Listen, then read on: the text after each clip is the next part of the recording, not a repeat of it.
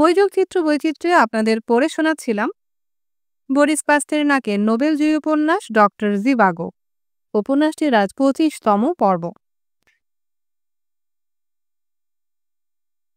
এমনি করে কাটল 2-3 মাস। তারপর অক্টোবর মাসে ইউরি একদিন লারাকে বলল, জানো, মনে হচ্ছে আমাকে জোর করে কাজ থেকে ইস্তফা দেয়ানো হবে। চিরদিন একই ব্যাপার, বারবার এইরকম হচ্ছে। প্রথমে সবকিছুই চমৎকার, এসো চলে এসো, খাঁটি কাজের লোক চাই আমরা, চাই চিন্তা শক্তি, নতুন চিন্তা, বিশেষ পছন্দ করি। তার চেয়ে ভালো আর কি হতে পারে?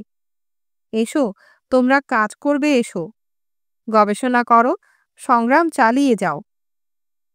তারপর কাজ করতে গিয়ে তুমি দেখলে চিন্তা বলতে ওরা বোঝে শুধু বাগাড়ম্বর, বিপ্লবের আর এই রাজত্বের গালভরা পচা প্রশংসা।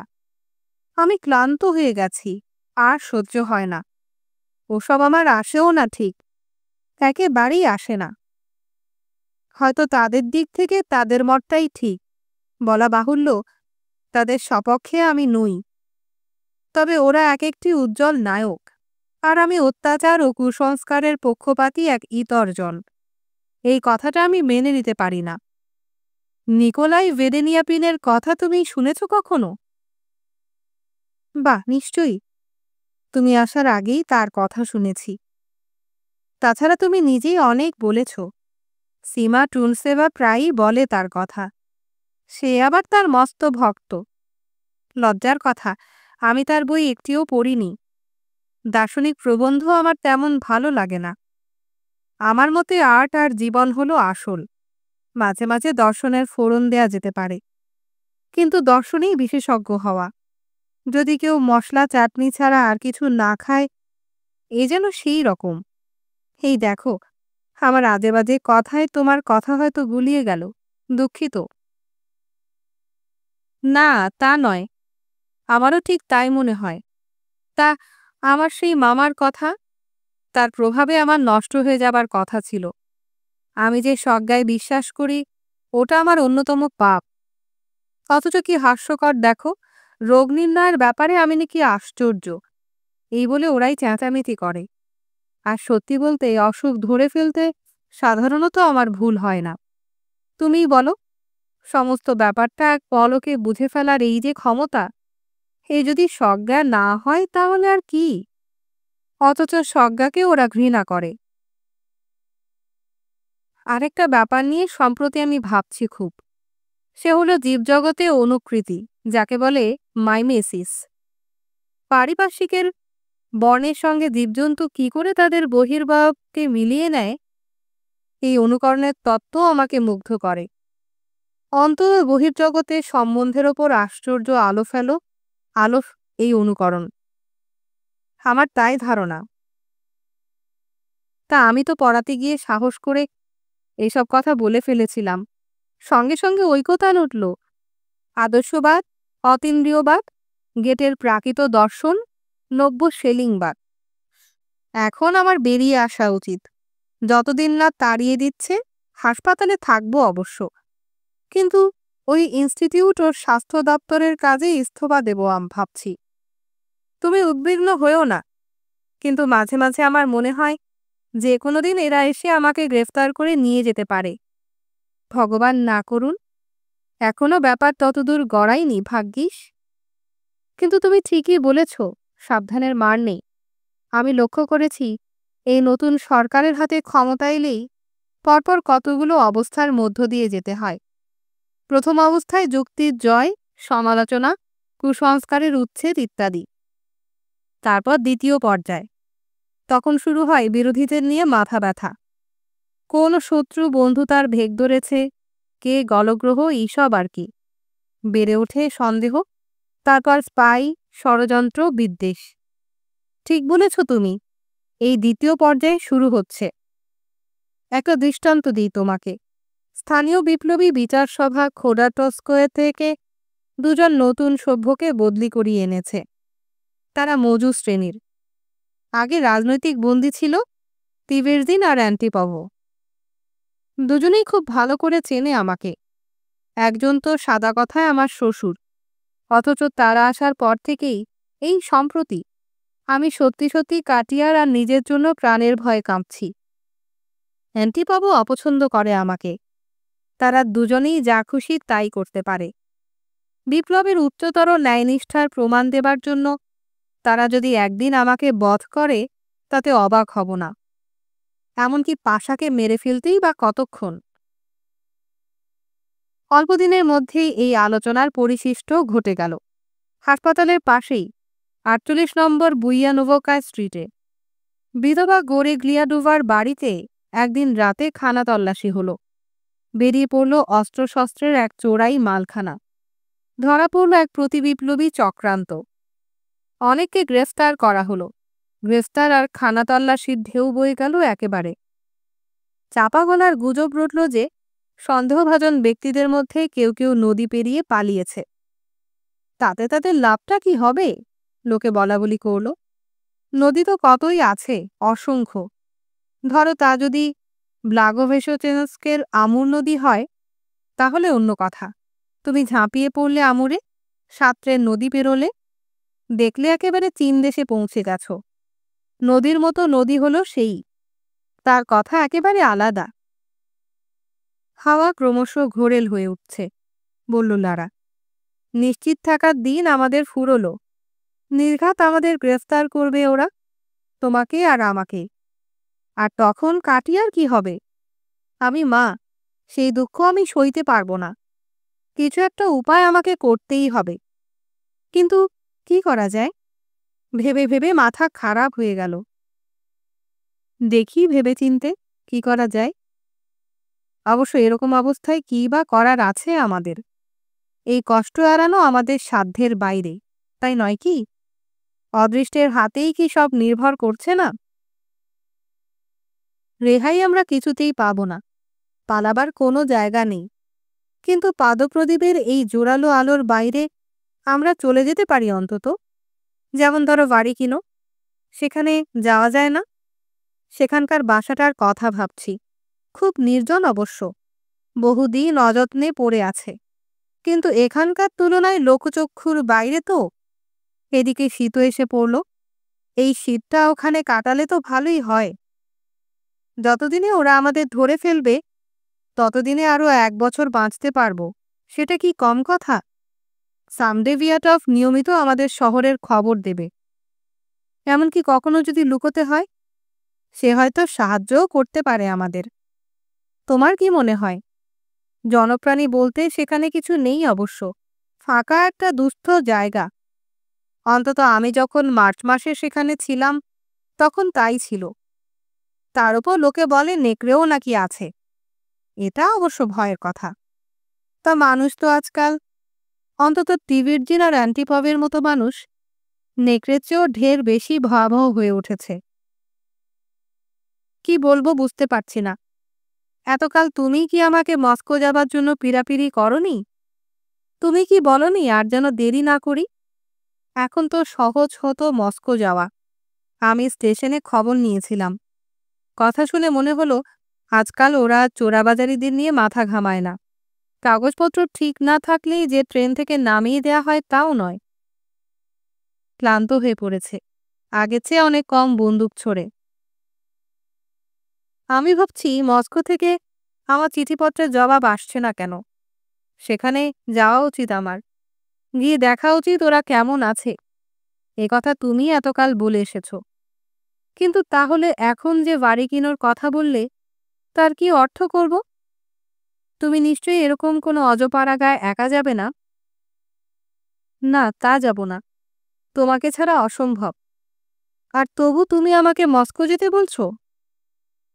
হ্যাঁ, তোমাকে মস্কোতে যেতেই হবে। শোনো, চমৎকার একটা প্ল্যান এসেছে মাথায়। এসো, আমরা তিনজনেই মস্কো চলে যাই। মস্কো? তুমি কি উন্মাদ? মস্কোতে গিয়ে আমি কি করব? না, আমাকে থাকতেই হবে। এখানেই ধারে কাছে কোথাও থাকতে হবে আমাকে। পাশার ভাগ্য নির্ধারিত হবে এখানেই। তারই জন্য এখানে আমাকে থাকতে হবে। যদি পাশা আমাকে ফিরে যায় কখনো, তার কাছাকাছি না থাকলে আমার চলবে না। বেশ, তাহলে কাটিয়ার কথা ভেবে দেখা যাক। কাটিয়াকে নিয়ে সীমার সঙ্গে কথা বলেছি। সীমা টুন্ডুসেভা। সে মাঝে মাঝে আমার সঙ্গে দেখা করতে আসে, জানো তো? হ্যাঁ, জানি। মাঝে মাঝে দেখেছি তাকে। আমি যদি তুমি হতাম, আমি কিন্তু তৎক্ষণাৎ ওর প্রেমে পড়ে যেতাম। তোমাদের পুরুষদের চোখ যে কোথায় থাকে বুঝি না। এমন মিষ্টি মেয়েটা, দেখতে ভালো, লাবণ্য আছে, বুদ্ধিমতী, শিক্ষিত, আর স্বভাবও ভালো, বোঝে সোজে। আমি যেদিন এলাম, সীমার বোন আমার চুল ছেঁটে দিয়েছিল, গ্লাফিরা, যে দর্জির কাজ করে। জানি, ওরা দুজনেই বড় বোন আফডোটিয়ার সঙ্গে থাকে, সেই যে লাইব্রেরিতে কাজ করে। বেশ ভালো, ওরা সবাই খেটে খায়।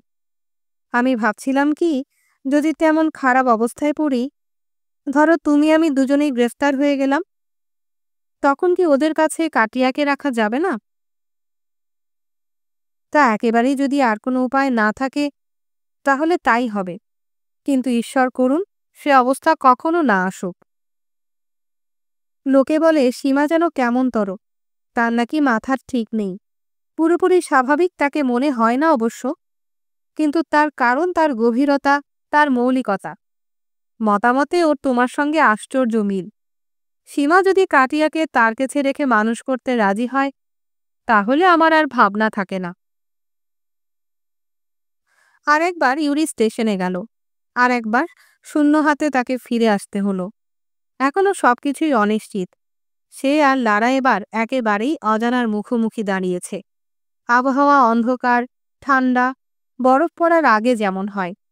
শুধু চৌমাথাগুলোতেই অনেকটা আকাশ দেখা যায়। শীতের চেহারা নিয়ে আছে সেই আকাশ। লারার কাছে বেড়াতে এসেছিল সীমা। দুজনে গল্প করছিল, কিন্তু তাকে গল্প না বলে বক্তৃতা বলাই ভালো। গৃহকর্ত্রীর কাছে সীমা বক্তৃতাই দিচ্ছিল, সত্যি বলতে। তাদের কথার মাঝখানে ব্যাঘাত ঘটাতে চাইল না ইউরি। একটু একলা থাকলেও ইচ্ছে করছিল তার। পাশের ঘরে সোফায় শুয়ে পড়ল সে। দুই ঘরের মধ্যেকার দরজাটা খোলা। দরজায় মেঝে পর্যন্ত পর্দা ঝুললেও তাদের কথাবার্তা সে স্পষ্ট শুনতে পাচ্ছিল। আমি অবশ্য সেলাই করা থামাবো না, কিন্তু সেদিকে তুমি নজর দিও না সীমা। আমি সব শুনছি, উৎকর্ণ হয়ে শুনছি। কলেজে আমি ইতিহাস আর দর্শন পড়েছিলাম। তোমার দৃষ্টিভঙ্গি আমার খুব ভালো লাগে। তাছাড়া তোমার কথা শুনলেও স্বস্তির নিঃশ্বাস ফেলা যায়। গত কয়েক রাত কাটিয়ার কথা ভেবে ভেবে আমরা ঘুমোতে পারিনি। আমি ওর মা। আমাদের ভালো মন্দ কিছু ঘটলেও ওর মঙ্গলের ব্যবস্থা করা তো আমার কর্তব্য। আমার অবশ্য শান্তভাবে বসে সব দিক বিবেচনা করে দেখা উচিত, কিন্তু বিবেচনা আমার তেমন আসে না। তা বুঝে আরো বেশি খারাপ লাগে আমার। বড় ক্লান্ত আমি, ঘুমাতে পারি না। তাই এত মন খারাপ আমার। তোমার কথা শুনলে মনে শান্তি পাই। এই দেখো না, এখনই হয়তো বরফ পড়বে। যখন বরফ পড়ে, তখন বসে বসে অনেকক্ষণ ধরে জ্ঞানের কথা শুনতে ভালো লাগে আমার। তখন জানলার দিকে তাকালেই মনে হয় কে যেন বাগান পেরিয়ে বাড়ির দিকে আসছে। তুমি তা লক্ষ্য করেছ কখনো? তারপর এবার তোমার কথা বলো, আমি শুনছি। কি যেন বলেছিলাম আগেরবারে? লারা কি জবাব দিল ইউরি ধরতে পারল না। সীমা বলতে শুরু করল, সংস্কৃতি স্মরণীয় যুগ, এসব কথা আমি পছন্দ করি না। ভ্রান্তির সৃষ্টি হয় ওতে। আমি অন্যভাবে বলতে চাই কথাটা। আমি তো দেখি মানুষের মধ্যে দুই অংশ, তার কাজ আর ভগবান। এই দুই যোগ করলেই মানুষ হয়। মানবাত্মার বিকাশের কথা যদি ভাবো, তার প্রতিটি পর্যায়ের পেছনে কত যুগের কীর্তি জমে আছে, কি দীর্ঘ, কি মন্থর সেই কাজ। এমনই এক কর্ম হলো মিশর, আর একটি গ্রিস। ইহুদি প্রবক্তাদের ধর্মতত্ত্ব হলো তৃতীয়। সব শেষে এলো খ্রিস্ট ধর্ম। তার স্থান নিতে পারে এমন কিছু এখনো দেখা দেয়নি। আমাদের যুগে এখনো যা কিছু সত্য, সব তারই সাধনা করে চলছে। তোমাকে আমি দেখাতে চাই কেন সতেজ ও নতুন জিনিস খ্রিস্ট ধর্ম নিয়ে এলো জগতে। যে ধর্মে তুমি অভ্যস্ত হয়েছ তা নয়, কিন্তু একেবারে সরল, আশাতীত, প্রত্যক্ষ। শোনো, আমাদের যজ্ঞবিধির কয়েকটি মন্ত্র পড়ে শোনাই তোমাকে।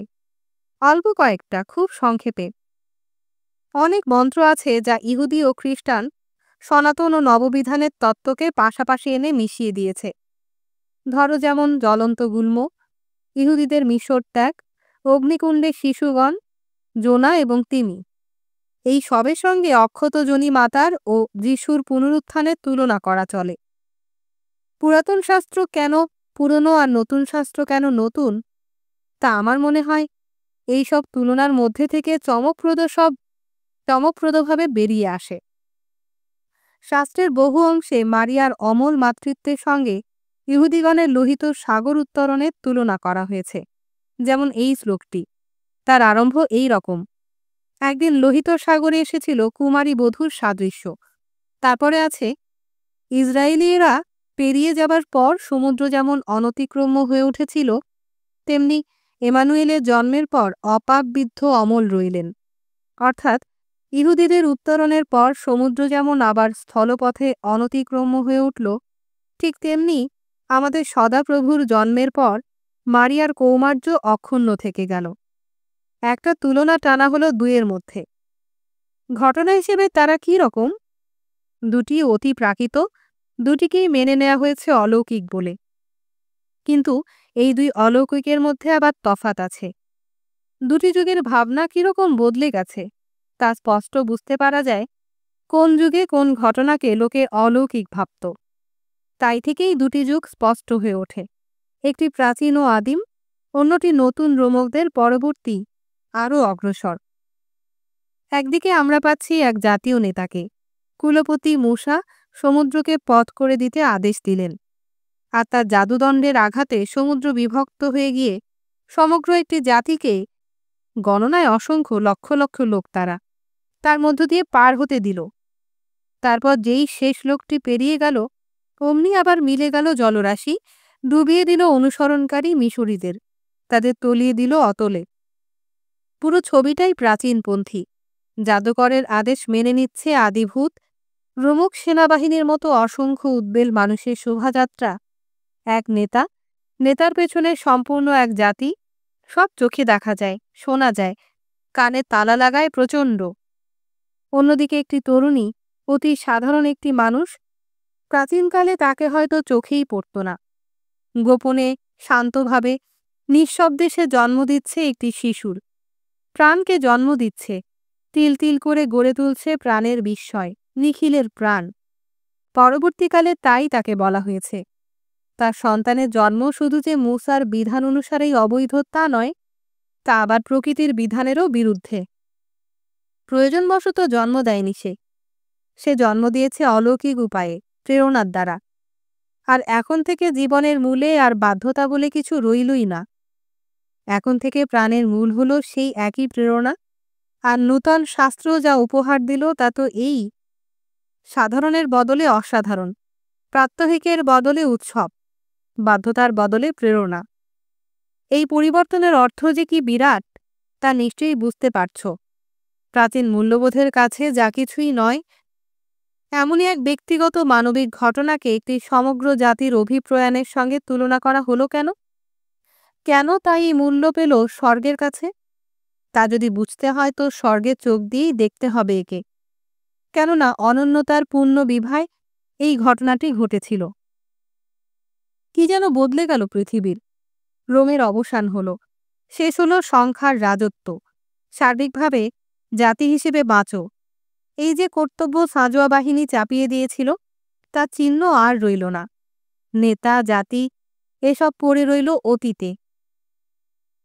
ও সবের বদলে বদলে এক মুক্তিতত্ত্ব, ব্যক্তিবাদ। একজন মানুষের জীবনী হয়ে গেল ঈশ্বর চরিত, আর তা পূর্ণ করে দিল বিশ্বকে। দূতোৎসবের মন্ত্রে বলা হয়েছে, দেবতা হবার চেষ্টা করে আদম ব্যর্থ হয়েছিল, কিন্তু আদম যাতে দেবতা হতে পারে সেই জন্য ঈশ্বর এখন মানব জন্ম নিলেন। এক্ষুনি আবার কথায় ফিরে আসব, বলল সীমা। এক ফাঁকে অন্য একটা কথা বলে নিই। মৌর্যদের অবস্থার উন্নতি, মায়েদের ভরণ পোষণ, অর্থবলের সঙ্গে লড়াই, এসব বিষয়ে আমাদের এই পৃথিবী যুগ যে কৃতিত্ব দেখিয়েছে তা যেমন আশ্চর্য তেমনি আধুনিক আর তেমনি স্থায়ী। কিন্তু জীবনের যে ব্যাখ্যা আর যে সুখতত্ত্ব এখন প্রচারিত হচ্ছে, তা অতীতের এমন হাস্যকর ধ্বংসাবশেষ যে বিশ্বাস করাই সত্য। এসব কথা কেউ ঠাট্টা না করে বলতে পারে। নেতা নিয়ে, জনগণ নিয়ে এই যে বাগাড়ম্বর, সত্যি যদি তার ইতিহাসের গতি উল্টে দেবার ক্ষমতা থাকত, তাহলে তো আবার হাজার হাজার বছর আগেকার সেই বাইবেলের রাখাল আর মহাত্মাদের আমলে গিয়ে পড়তুম। কিন্তু ভাগ্যিস তা নেই। এবার যিশু আর মারিয়া মাদলিনার বিষয়ে কয়েকটা কথা। এটা কিন্তু সুসমাচার থেকে নয়, পূর্ণ সপ্তাহের একদিনের একটা প্রার্থনা থেকে নেয়া। মঙ্গলবার কি বুধবার হবে বলেই মনে হয়। তুমি তো সবই জানো লারিসা ফিওডোরভনা। আমি শুধু তোমাকে একটা কথা মনে করিয়ে দিচ্ছি। জানো তো, ধর্মীয় স্লাভনী ভাষায় সংরাগ শব্দের প্রথম অর্থ যাতনাভোগ, যিশুর যাতনাভোগ। রুশ ভাষায় কথাটার অর্থ দাঁড়িয়েছিল কাম ও কদাচার। শাস্ত্রে সেই অর্থেও ব্যবহার করা হয়েছে। আমার আত্মা সংরাগের কৃতদাস, আমি যেন বন্য পশুতে পরিণত। আমরা তো স্বর্গচ্যুত, এসো সংরাগ বর্জন করে স্বর্গে পুনঃপ্রবেশের যোগ্যতা অর্জন করি, ইত্যাদি ইত্যাদি। ইন্দ্র দমন ও শরীর নিগ্রহ বিষয়ে লেন্টের মন্ত্রগুলো আমার ভালো লাগে না। হয়তো আমারই ভুল, কিন্তু লাগে না। অদ্ভুত নীরস ওই কথাগুলো, নীরব আর অসুন্দর। অন্য সব আধ্যাত্মিক রচনায় যে কবিতা আছে তার কিছুই নেই এতে। স্থূলকায় সব সন্ন্যাসী যারা নিজেরা নিয়ম মেনে চলতে পারেনি, ওগুলো তাদেরই লেখা বলে আমার মনে হয়। অবশ্য তারা যদি নিয়ম না মেনে থাকে, যদি লোক ঠকিয়ে থাকে, কিংবা যদি বিবেক মতোই চলে থাকে, তাতে আমার কিছুই এসে যাচ্ছে না। আমার ভাবনা ওসব মন্ত্রের তাৎপর্য নিয়ে কি মনস্তাপ! যেন ইন্দ্রিয়ের দুর্বলতাটাই মস্ত কথা। শরীরটা মোটা না হ্যাংলা, তাতে মস্ত কিছু এসে যায়, জঘন্য। এতে করে মস্ত আসন দেয়া হয় তাকেই, যার নিজের কোনো মর্যাদা নেই, যা গৌণ, কলুষিত, দ্বিতীয় শ্রেণীর। কিছু মনে করো না, অনেক অবান্তর বকলাম। আশ্চর্য নয় কি, ঠিক ইস্টারের আগে, যিশুর মৃত্যু আর পুনরুত্থানের সন্ধিক্ষণে মারিয়া মাদলিনাকে স্মরণ করা হয়। এর কারণ কি আমি জানি না, কিন্তু তার প্রাণত্যাগের মুহূর্তে, পুনর্জন্মের প্রাক্কালে এই যে মাদলিনাকে মনে করিয়ে দেয়া হলো, এটা আমার মনে হয় একেবারে যথাযথ। কিভাবে মনে করানো হলো তা একবার লক্ষ্য করো। কি বিশুদ্ধ সংরাগ তার মধ্যে, কি নির্মম প্রত্যক্ষতা! ঠিক মাদলিনার কথাই বলা হলো না অন্য কোনো মারিয়ার কথা, তা নিয়ে কিছুটা সংশয় আছে। কিন্তু যে যাই বলুক, সে যাই হোক, সদাপ্রভুর কাছে সে প্রার্থনা করল, যেমন আমি আমার কেশগুচ্ছ মুক্ত করে দিলাম, তেমনি আমাকে ঋণমুক্ত করো। অর্থাৎ যেমন করে আমি আমার চুল খুলে দিলাম, তেমনি আমাকে নিষ্কৃতি দাও আমার পাপ থেকে। এর চেয়ে স্পষ্ট, এর চেয়ে স্পর্শসহ আর কি উপায় ছিল ক্ষমা, তৃষ্ণা ও মনস্তাপের তীব্রতাকে প্রকাশ করার? সেই তিথির যজ্ঞবিধিতে আরও বিস্তারিত একটি অংশ আছে। সেখানে যে মারিয়া মাদলিনার কথা বলা হচ্ছে তাতে সন্দেহ নেই। আবার তার বিলাপ তার অতীতকে নিয়ে, যে অতীতের জন্য তার মধ্যে কলুষ যেন বদ্ধমূল। কি ভীষণ সেই বিলাপ, যেন ছোঁয়া যায়। প্রতি রাতে পাপ ফিরে আসে তার জীবনে। কামের প্রজ্বলন আমার অমানিসা, চাঁদ নেই, শুধু অন্ধকারে পাপের অধ্যাবসায়। মিনতি করল সে যিশুকে, যেন তিনি গ্রহণ করেন তার অশ্রুভরা অনুতাপ, যেন তাকে ব্যাকুল করে তার দীর্ঘশ্বাসের আন্তরিকতা। তাহলেই সে তার চুল দিয়ে মুছিয়ে দিতে পারবে দিব্যতম তার চরণকে। স্বর্গে যখন ইভা ভয়ে লজ্জায় ব্যাকুল হয়ে উঠেছিল, তখন সে আশ্রয় নিয়েছিল তার চুলের প্লাবনে। মাদলিনার ইচ্ছা সেই ইভাকে যেন প্রভুর মনে পড়ে। আমাকে চুম্বন করতে দাও তোমার চরণে, আমার চোখের জলে ভিজিয়ে দিতে দাও তোমার চরণ, আমার কেশগুচ্ছে তা মুছিয়ে দিতে দাও। এই কেশগুচ্ছই একদিন আবৃত করেছিল ইভাকে, আশ্রয় দিয়েছিল তাকে। নানা গুঞ্জনে তখন ভরে উঠেছে তার কান, স্বর্গের সুশীতল দিনেও যখন সে ভয় পেয়ে গেছে। আর তার চুল নিয়ে এত কথার পরই সে বলে উঠল, কে নিরূপণ করতে পারো আমার পাপের অজস্রতা আর তোমার বিচারের গভীরতাকে? কি ঘনিষ্ঠতা, কি আত্মীয়তা! ভগবানের সঙ্গে জীবনের, ভগবানের সঙ্গে মানুষের, ভগবানের সঙ্গে নারীর। স্টেশন থেকে ক্লান্ত হয়ে বাড়ি ফিরেছিল ইউরি। সেদিন তার ছুটি ছিল। 10 দিনে তো সপ্তাহ, বাকি 9 দিন যাতে বেঁচে থাকা যায়, এই জন্যে ছুটির দিনে সে প্রচুর ঘুমিয়ে নেয়। সোফায় এলিয়ে শুয়েছিল সে, মাঝে মাঝে হাত পা ছড়িয়ে দিচ্ছিল। কথাগুলো তার কানে যাচ্ছিল আসন্ন তন্দ্রার অস্পষ্টতার মধ্য দিয়ে। তবু ভারী ভালো লাগলো তার কথাগুলো। সবই অবশ্য কলিয়া মামার বই থেকে নিয়েছে। তবু কি বুদ্ধি, সত্যিকার গুণী মেয়ে। ইউরি উঠে জানলার কাছে দাঁড়ালো। জানলা দিয়ে উঠোন দেখা যায়। পাশের যে ঘরে লারা আর সীমা এখন আর শুনতে না পাওয়া কথাবার্তা বলছে, তার জানলাও এই রকম। অন্ধকার হয়ে এলো, মনে হচ্ছে বরফ পড়বে। দুটো ম্যাকপাই পাখি রাস্তা থেকে উড়ে এলো। ডানা ঝাপটে ঝাপটে দেখতে লাগলো কোথাও বসা যায় কিনা। হাওয়ায় তাদের পালকগুলো ফুলে উঠল। উড়ে এলো তারা বেড়ার গায়ে, একবার ময়লা ফেলার টিনের ওপর বসল। তারপর মাটিতে নেমে উঠোনের চারপাশে লাফাতে লাগল। ম্যাকপাই মানে বরফ, ভাবল ইউরি। ঠিক সেই মুহূর্তে পাশের ঘরে সীমা চেঁচিয়ে বলে উঠল, ম্যাকপাই মানে খবর, হয় অতিথি নয়তো চিঠি আসবে তোমাদের। দরজার ঘণ্টার হাতলটা ইউরি সারিয়ে দিয়েছিল। একটু পরেই কে যেন সেটা ধরে টানল। পর্দার পেছন থেকে বেরিয়ে এসে লারা তাড়াতাড়ি হলঘর দিয়ে এগিয়ে গেল দরজা খুলতে। সীমার বোন গ্লাফিরার সঙ্গে তাকে কথা বলতে শুনল ইউরি। বোনের খোঁজে এসেছ? হ্যাঁ, এখানেই আছে। না, আমি ওর জন্য আসিনি। অবশ্য সীমা যেতে চাইলে আমরা একসঙ্গেই বাড়ি ফিরতে পারি। আমি এসেছি তোমার বন্ধুর নামে এক চিঠি নিয়ে। আমি যে এককালে ডাকঘরে কাজ করতাম, তা তার ভাগ্য বলতে হবে। চিঠিটা কত হাত ঘুরেছে জানি না। মস্কো থেকে পাঠানো, 5 মাস লেগেছে রাস্তায়। ওরা নাকি চিঠির মালিককে খুঁজে পায়নি। শেষটায় আমাকে জিজ্ঞেস করার কথা মনে হলো ওদের। আমি চিনতে পারলাম। আমার কাছে একবার চুল ছাড়তে গিয়েছিলেন উনি। অনেকগুলো পাতা জোড়া মস্ত চিঠি, লেফাফাটার জীর্ণ দশা। ডাকঘরে খুলেছিল। পাতাগুলো ভাঁজ পড়ে পড়ে নষ্ট হতে বসেছে। চিঠি টোনিয়ার। হাতে পেয়ে ইউরি বুঝতে পারল না চিঠিটা কেমন করে তার হাতে এলো। তা যে লারা তাকে এগিয়ে দিয়েছে সেটা লক্ষ্য করেনি। পড়তে যখন শুরু করল, তার এটুকু বোধ ছিল যে সে ইউরিয়াটিনে আছে লারার বাসায়। কিন্তু পড়তে পড়তে সব চেতনা লুপ্ত হলো তার। সীমা বেরিয়ে এসে তাকে নমস্কার জানিয়ে বিদায় নিল। সেকালের মতো ঠিক জবাবটি দিল বটে, কিন্তু সেদিকে কোনো মনই দিল না। লক্ষ্য করল না কখন সীমা বেরিয়ে গেল। একটু পরে সে একেবারেই ভুলে গেল সে কোথায় আছে। ইউরা, টুনিয়া লিখেছে, আমাদের যে মেয়ে হয়েছে তা কি তুমি জানো? তোমার মায়ের নাম দিয়েছি তাকে, মাশা। এখন আর একটা কথা বলিনি। যেসব বিখ্যাত ব্যক্তি ও অধ্যাপক ক্যাডেট দলভুক্ত বা দক্ষিণপন্থী সমাজতন্ত্রী ছিলেন, যেমন মিলিউকভ, কিজেটেরে কুভস্কা, আরও অনেকে, তাদের মধ্যে তোমার কলিয়া মামা, আমার বাবা আর আমরাও আছি। আমাদের রাশিয়া থেকে বের করে দেয়া হচ্ছে।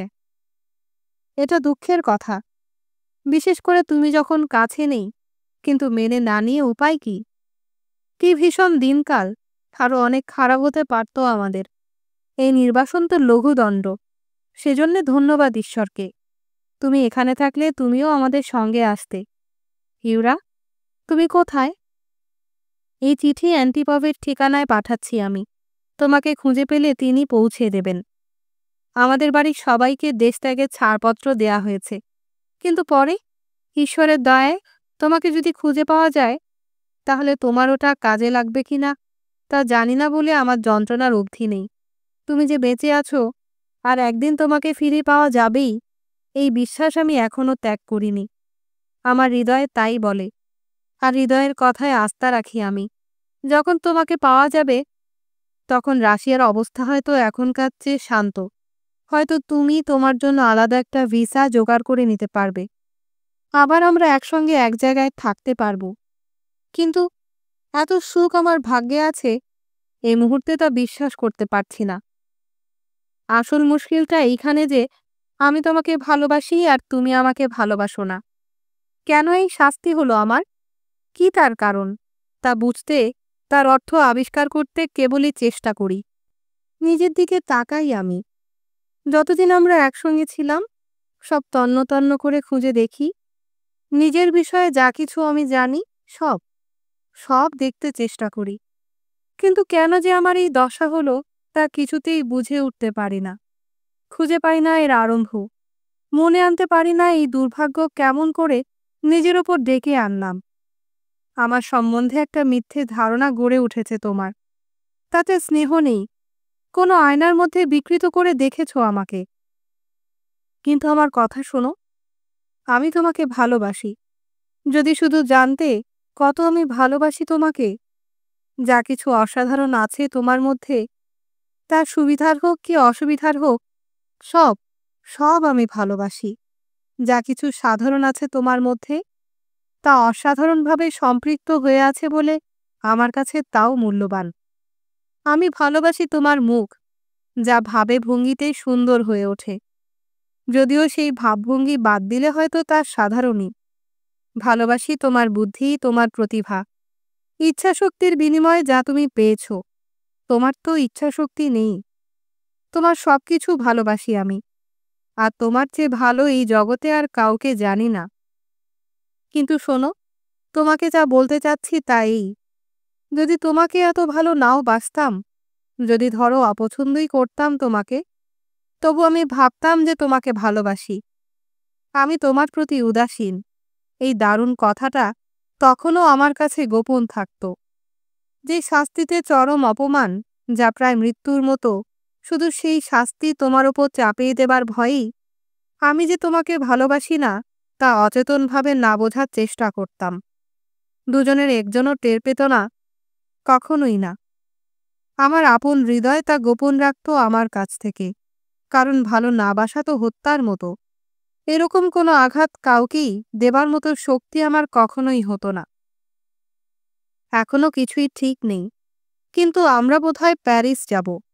ছেলেবেলায় তোমাকে সেখানে নিয়ে যাওয়া হয়েছিল, যেখানে বাবা আর কাকা বড় হয়ে উঠেছিলেন। সেই দূরদেশে গিয়ে থাকবো আমি। বাবা তোমাকে তার সম্ভাষণ জানাচ্ছেন। সাশা বেশ বড় হয়ে উঠেছে, দেখতে তেমন ভালো হয়নি, কিন্তু বড়সড় জোয়ান হয়েছে।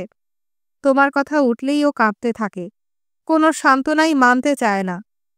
আর পারছি না আমি, কিছুতেই কান্না চাপতে পারছি না। চলি কেমন? তোমার গায়ে ক্রুশচিহ্ন এঁকে দিচ্ছি, যে অসংখ্য দিন পড়ে আছে সামনে। অন্তহীন যত বিদায়ের বেলা, যত ক্লেশ, অনিশ্চয়তা, দুঃখ, তোমার সামনে দীর্ঘ দীর্ঘ অন্ধকার পথ, সবকিছুর জন্য প্রার্থনা থাকলো। কোনো কিছুর জন্যই দোষ দিচ্ছি না তোমাকে। আমার কোনো নালিশ নেই। তোমার ইচ্ছে মতো জীবন গড়ে তোলো তুমি। শুধু ভালো থেকো, ভালো থেকো। উড়াল ছেড়ে আসার আগে ওই জায়গাটাই কি ভীষণ ভবিতব্য ছিল আমাদের। আমার সঙ্গে লারিসা ফিওডোরোভনার বেশ আলাপ হয়েছিল। সবসময় তাকে পাশে পেয়েছিলাম আমার দুঃখের দিনে। সন্তানের জন্মের সময় তিনি আমার দেখাশোনা করেছিলেন। এজন্য তার কাছে আমি কৃতজ্ঞ। সত্যি কথা বলবো, মানুষ খুব ভালো, কিন্তু ভণ্ডামি করব না। তার স্বভাব আমার ঠিক উল্টো। জীবনকে সরল করে তোলার জন্য, সঙ্গত সমাধান খোঁজার জন্যেই আমার জন্ম হয়েছিল। আর তিনি জন্মেছেন জীবনকে জটিল করে তুলতে, বিশৃঙ্খল করে দিতে। ভগবান রক্ষা করুন তোমাকে। এবার চিঠি শেষ করি। চিঠি নিতে এসেছে ওরা, আর বাঁধাছাঁদা এখনো বাকি। ইউরা, ইউরা, আমার স্বামী, আমার প্রিয়তম, আমার সন্তানের পিতা, এ কি হয়ে যাচ্ছে আমাদের? আর যে কোনোদিন আমরা পরস্পরকে দেখতে পাবো না, তা কি বুঝতে পারছো তুমি? এই তো লিখেই ফেললাম কথাটা। তুমি কি বুঝতে পারছো তার মানে কি? বোঝো কি তুমি? বুঝতে কি পারো? তাড়া দিচ্ছে ওরা। মনে হচ্ছে ওরা যেন আমাকে মৃত্যুদণ্ড দিতে এলো। ইউরা, ইউরা। পড়া শেষ করে ইউরি চোখ তুলে তাকালো। শূন্য হয়ে আছে দৃষ্টি, চোখে এক ফোঁটা জল নেই। সব শুকিয়ে গেছে দুঃখে, শূন্য হয়ে গেছে বেদনায়। কিছুই দেখতে পেল না সে। চারপাশে কি আছে না আছে তার কোনো বোধ থাকল না আর। বরফ পড়ছে বাইরে, হাওয়া তাড়িয়ে নিচ্ছে বরফগুলোকে। ক্রমশ পুরু হয়ে পড়ছে, আরো দ্রুত বেগে, যেন ধরে ফেলতে চাইছে।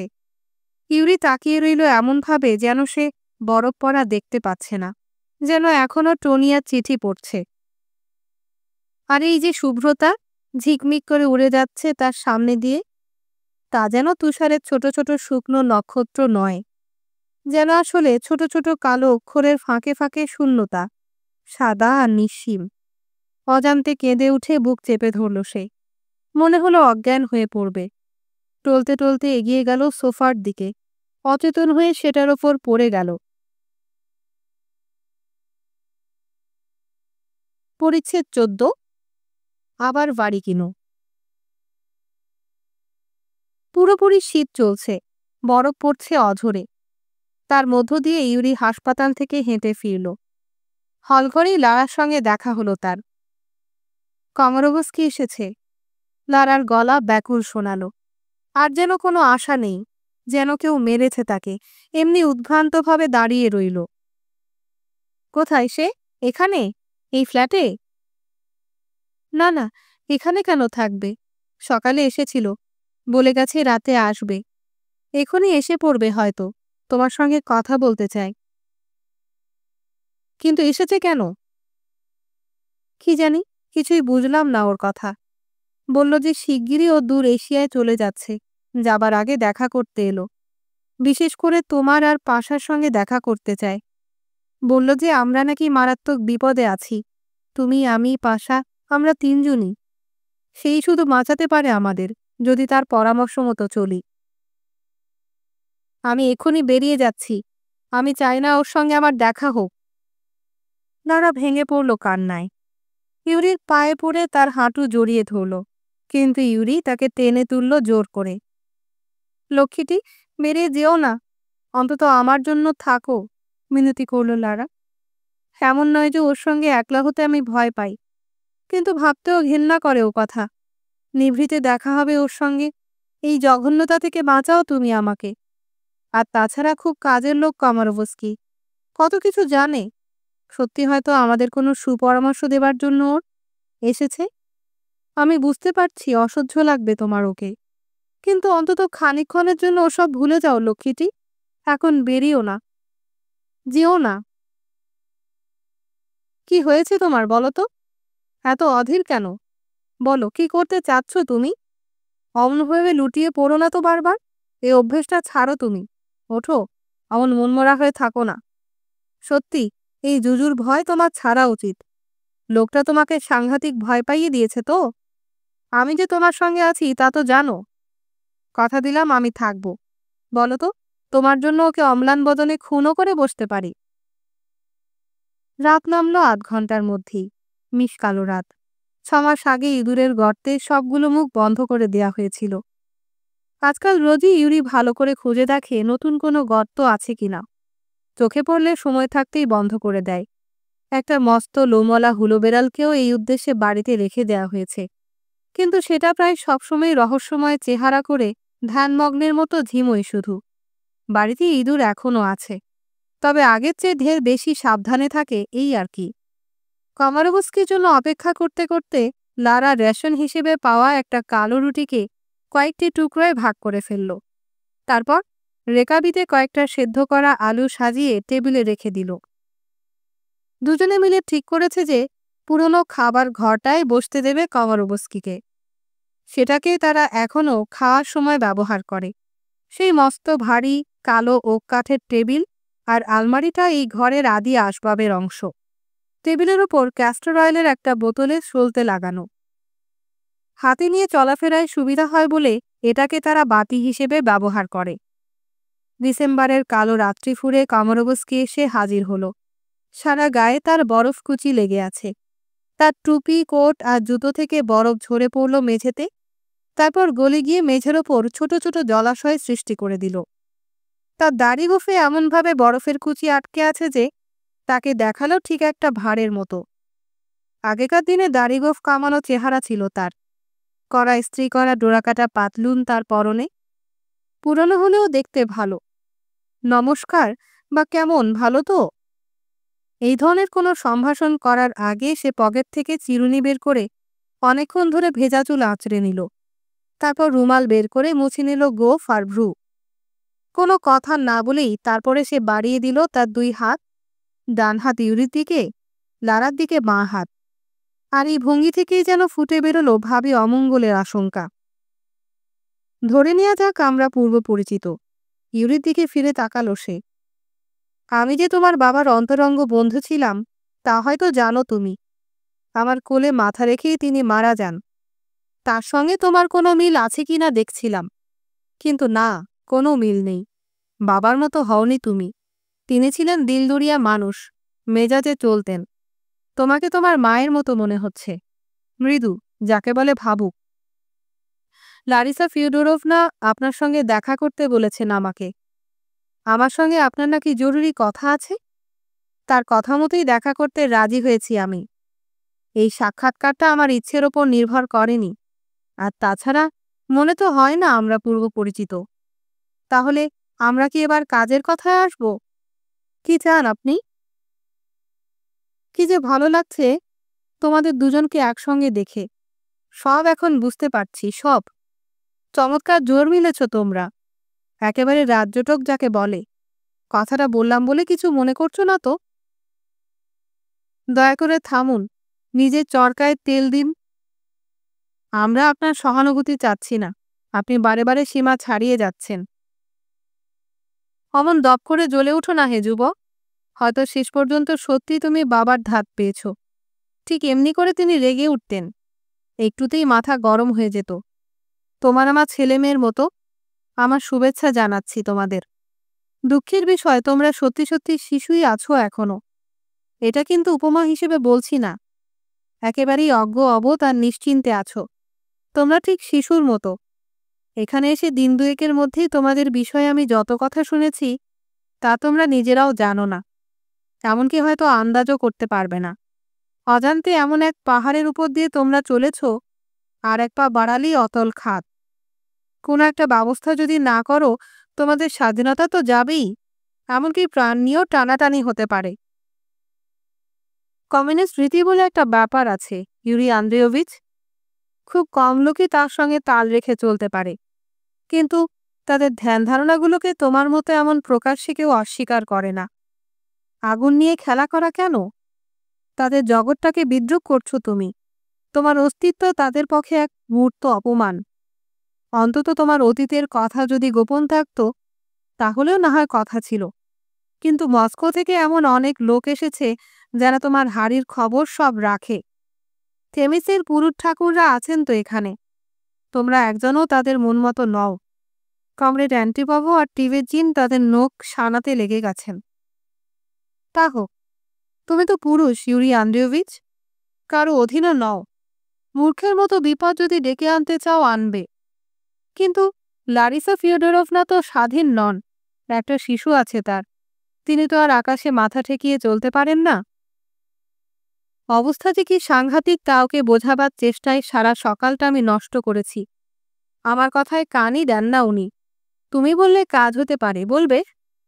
সন্তানের জীবন নিয়ে ছিনিমিনি খেলার অধিকার তার নেই। আমার যুক্তিগুলো শুনতেই হবে ওকে, মানতেই হবে। জীবনে আমি কখনো কারো ওপর নিজের মত চাপিয়ে দিইনি। যারা আমার ঘনিষ্ঠ তাদের ওপর তো নয়ই। আপনার কথা শোনা বা না শোনা লারিসা ফিওডোরোভনার ইচ্ছের উপর নির্ভর করে। তা তার ব্যক্তিগত ব্যাপার। তাছাড়া আপনি কি বলতে চাচ্ছেন তাও আমি ঠিক বুঝতে পারছি না। আপনার তথাকথিত যুক্তিগুলো কিন্তু শুনিনি এখনো। আবার তোমার বাবার কথা মনে করিয়ে দিচ্ছ তুমি। ঠিক তেমনি একরোখা। বেশ, তাহলে সব খুলে বলছি। কিন্তু ব্যাপারটা বেশ ঘোরালো। ধৈর্য ধরে সব শুনতে হবে, বাধা দিলে চলবে না। পার্টির হর্তাকর্তারা মস্ত বড় বদলের প্রাণ আঁটছেন। হ্যাঁ, সত্যি, কথাটা অত্যন্ত বিশ্বস্ত সূত্রে আমি জানতে পেয়েছি। তুমি নির্ভুল বলে ধরে নিতে পারো। ওরা এখন গণতান্ত্রিক হতে চাচ্ছে, চাচ্ছে আইনকানুনকে কিছুটা খাতির দেখাতে। আর এই বদলটা শিগগিরই ঘটে যাবে, দেখো। কিন্তু ঠিক সেই জন্যই ক্ষেপে উঠেছে পিটুনি পুলিশের দল। তাদের চাকরি চলে যাবে তো শিগগিরই। তা যাবার আগে চটপট হিসেব মিলিয়ে নিতে চাচ্ছে তারা। তাই গণতন্ত্র আসবার আগে এমন এক বীভৎসতার ঢেউ বয়ে যাবে যেরকমটি আমরা আগে আর কখনো দেখিনি। ইউরি আন্দ্রেয়েভিচ, তোমাকে শেষ করবে ওরা। দাগী তুমি, ওদের লিস্টিতে নাম আছে তোমার। সত্যি বলছি, বিশ্বাস করো, এ আমার স্বচক্ষে দেখা। সময় থাকতে প্রাণ নিয়ে পালাও। কিন্তু এ পর্যন্ত শুধু ভূমিকা, এবার আসল কথায় আসি। যে রাজনৈতিক দলগুলি এখনো অস্থায়ী সরকারকে মেনে চলছে, আর ভূতপূর্ব সংবিধান সভার সদস্যরা, এরা জোট বেঁধে প্যাসিফিক উপকূলে গিয়ে জড়ো হচ্ছে। নানা ধরনের নামজাদা জমায়েত হচ্ছেন। ডুমাস সভ্য, পুরানো জেমস টোভার, পান্ডারা, আরও অনেক বিখ্যাত ব্যক্তি, ব্যবসাদার, কারখানার মালিক, সেই সঙ্গে স্বেচ্ছাসেবক বাহিনীর ধ্বংসাবশেষ সবই গিয়ে সেখানে মিশেছে। দূরপ্রাচ্যে একটি প্রজাতন্ত্র স্থাপন করার মতলব আছে এদের। সোভিয়েত সরকার তা দেখেও না দেখার ভান করছে, কেননা লাল সাইবেরিয়া আর বাইরের জগতের মধ্যিখানে একটা ফালতু রাষ্ট্র থাকলে তাদের সুবিধাই। সব পার্টির লোক থাকবে সেই রিপাবলিক সরকারে। মস্কো জেদের জন্য অর্ধেকেরও বেশি অবশ্য কমিউনিস্ট। সুবিধা পেলে একটা হাঙ্গামা বাঁধিয়ে রিপাবলিককে কুপকাত করবে তারা। খুব পরিষ্কার প্ল্যান, কিন্তু অন্ততপক্ষে নিঃশ্বাস নেবার একটু সময় পাওয়া যাচ্ছে। এই সময়টুকুর পূর্ণ সদ্ব্যবহার করা চাই। বিপ্লবের আগে কোনো সময় আমি ভলাডিভস্টকের কয়েকটা ব্যাংক ও ব্যবসায়িক কাজের তদারক করতাম। মেকুরলভ, আর্খারভ ব্রাদার্স, আরও অনেকে। সেই সূত্রেই তারা চেনে আমাকে। মন্ত্রিসভায় যারা যাবে বা যেতে পারে তাদের তরফ থেকে আমার কাছে লোক এসেছিল। আমাকে বিচারমন্ত্রীর পদ দিতে চাচ্ছে ওরা।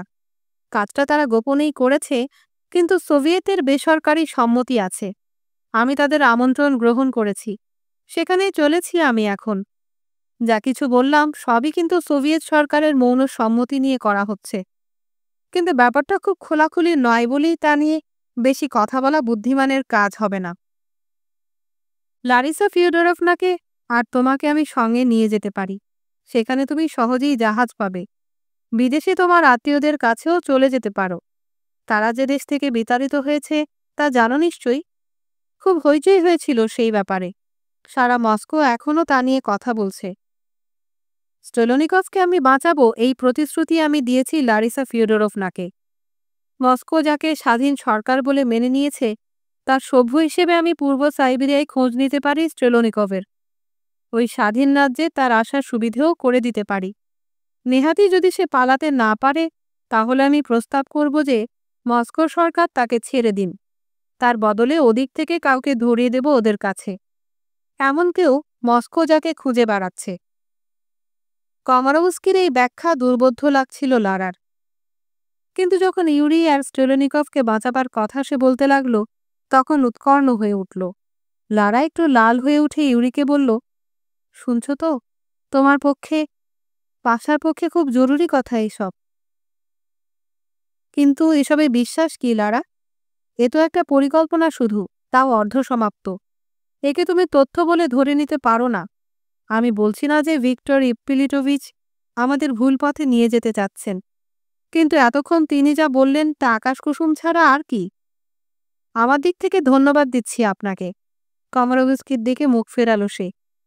এত ভেবেছেন আপনি আমার কথা, কিন্তু আপনি নিশ্চয়ই ভাবছেন না যে আপনি ওদের সরিয়ে ফেলার চেষ্টা করলে আমি তা সহ্য করব। আপনাকে ওদের নিয়ে যেতে দেব আমি? আর স্টেলনিকভের কথা, লারাকেই তা ভেবে দেখতে হবে। আসল কথাটা দাঁড়ালো এই, বলল লারা, যে ওর সঙ্গে আমরা যাব কি যাব না। তোমাকে ফেলে আমি যে যাব না তা তো তুমি জানো ইউরি। হাসপাতাল থেকে জল মেশানো কোহল এনেছিল ইউরি। কমারোভস্কি আলু সেদ্ধ চিবোতে চিবোতে তাতে চুমুক দিচ্ছে। ক্রমেই নেশা চড়ে যাচ্ছে তার।